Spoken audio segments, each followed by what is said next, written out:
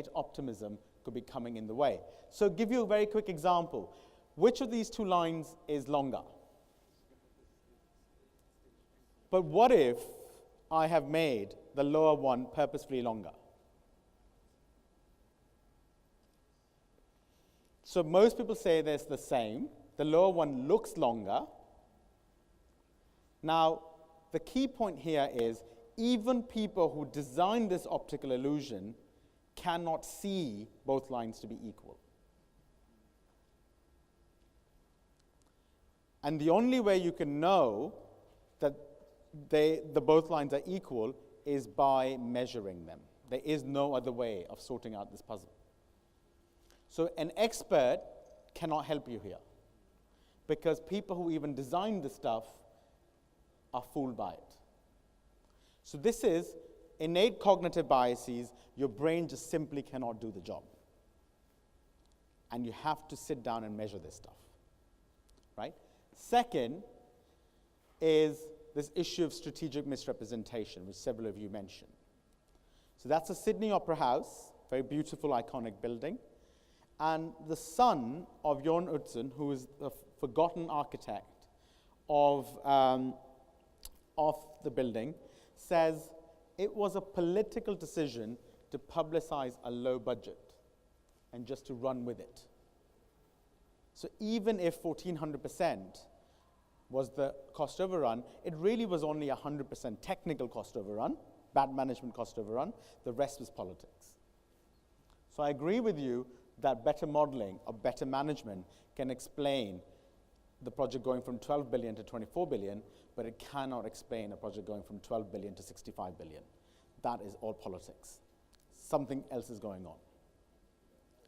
You know, so there's multiple factors.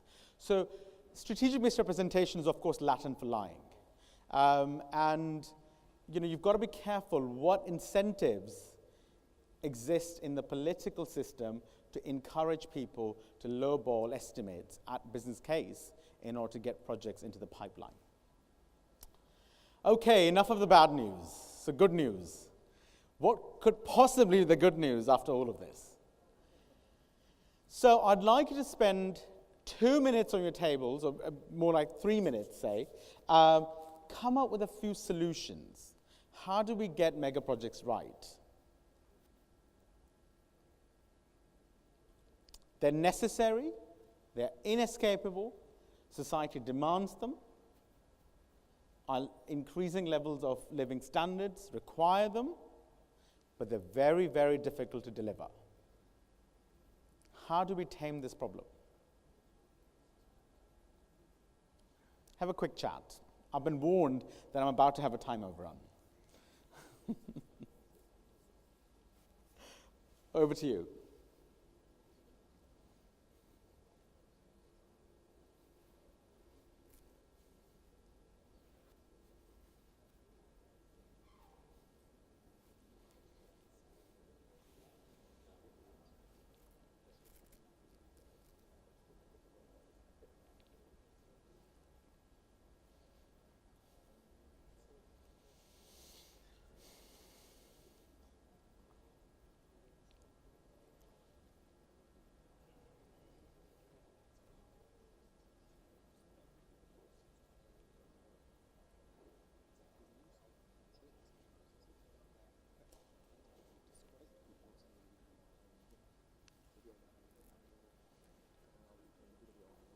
Any thoughts at the back of the room? Would you like to get started?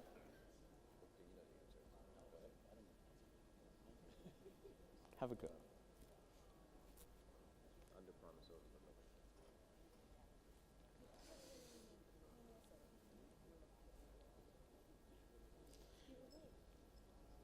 Would you like to get us started?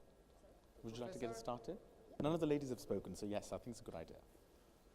Great. Let's hear from table 13.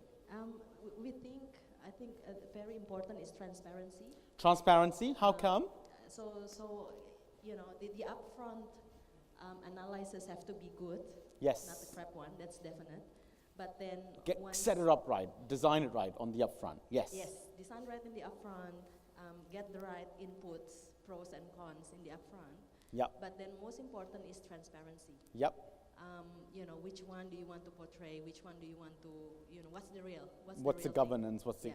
Completely And agree.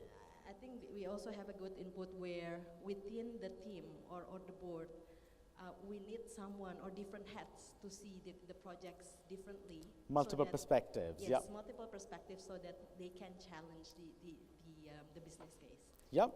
So Fantastic. Yeah. Just again, with the upfront, very, very, very beneficial contribution. Gentleman there. Yes, my suggestion is to leave it to the private sector. Leave it to the private sector? But But Gorgon is a private sector project. I'm afraid it doesn't. Berlin Airport and all these ThyssenKrupp was a private sector project. Did not fare very well. No, the majority of the private sector projects, I'm afraid our data doesn't show that. all my private projects were fine. Maybe you haven't taken off your rose-tinted glasses. No, it's a good point, but dwell on this. Why would the private sector have a better chance of getting them right than the public sector? No, because you have a balance of interests. You have multiple shareholders. You have the banks on the one side who would try to hammer you down on seeing risks where there are none. You have the insurance. You have the respective technical advisors of those parties. And then you have the investor who wants to make sure they get a fair return, and the government that is balancing, who wants to, so that you have a multiple balance of power, which is not there when you have a simple government project. So I think what your second answer is much better than your first answer. What your second answer is saying is that what you need is accountabilities. You need a right balance of power, to use your words, and it doesn't really matter what sector that's in. So it's not saying the public sector cannot deliver mega projects. What it's saying that as long as a project has good accountabilities, good balance of power between different competing interests, it has a better chance of success. And I agree with that. And there's evidence to support your hypothesis. One final comment, and then we'll try and wrap up very quickly. Somewhere in the back, in the cheap seats. From this table.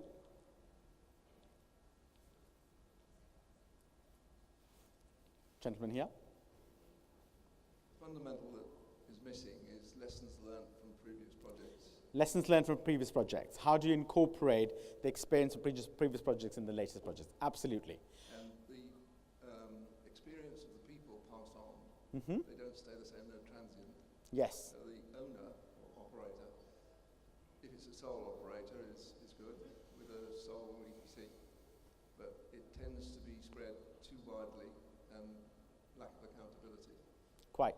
So unless your team is taking that experience from one project to another, it may miss out on that learning. All of these contributions are very valuable. What I'll very quickly do in the last couple of minutes is suggest that there are two ways of getting at the problem. One is a very large number of cumulative, incremental adjustments, and the other angle is radical innovation. So incremental, cumulative innovation, and radical innovation. The incremental stuff is, the incremental stuff is you need to set up your organization right, get your balance of power and organization design right, you need to get your upfront estimates right, you need to communicate right, you need to hire good people, get your processes right, get your systems right, secure adequate financing, communicate with shareholders, stakeholders, etc. If you do all of these incremental cumulative changes, you have some chance of success. It doesn't guarantee anything. What it guarantees is that it may not be a complete and utter disaster. But these things are difficult, so don't underestimate the challenge, but you've got to put in place all of these incremental innovations, from getting the accountabilities right, getting the estimates right, etc. Give you a quick example. This is Bilbao's Guggenheim Museum. This was designed in a 3D airplane software called CATIA in order to get the design fixed very early on in the process. What that meant was the bids for this very complex project came within 1% of each other. because it was so well detailed and the project was virtually developed in CATIA before it was delivered, so the bidders knew exactly what they were doing. And it had an 18% cost underrun on the cladding as a result. I'll skip over all of this because of lack of time, but the other idea is getting the governance right. So Terminal 5, a private-public project, did very well because the accountabilities were very well structured.